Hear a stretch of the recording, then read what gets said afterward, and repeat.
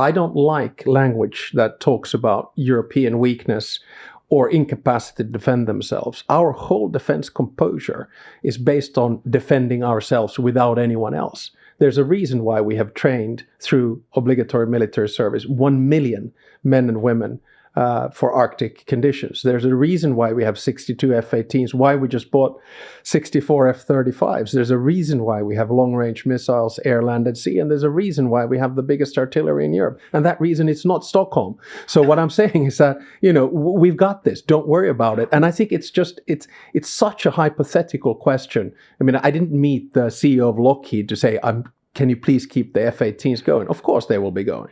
But it's not just a hypothetical, right? I mean, I've been in European capitals, not very far from yours, Helsinki, where people are talking about, watching the Americans forbid the Ukrainians from using some of their long-range missiles, or watching Elon Musk turning off the Starlink private which he just internet turned system. off on Russia. And so people are realizing that for now we still have, it's not a literal kill switch, but Finland's defense, are you still in some ways dependent on American goodwill? If a future American president says, don't fight the Russians, come to a peace deal with them, they may have just invaded the Baltics, but you need to talk, not fight.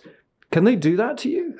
No, and it's not going to happen. And remember that it's also tit for tat. There's a reason why the bilateral defense cooperation between the United States and Finland is deeper than ever. There's a reason why we have 25,000 soldiers training in northern Norway and Finland next week, 5,000 of which are American. There's a reason why America wanted to buy 11 icebreakers, which they can use for their naval forces. There's a reason why we did the defense cooperation agreement. And the reason is that Finland has one of the most powerful militaries bordering Russia, close to the major nuclear weapons that Russia has. So, it's interest-driven. The Americans, of course, there's values, but there are interests as well. And it's in the interests of the United States to have close defense cooperation with the Nordics.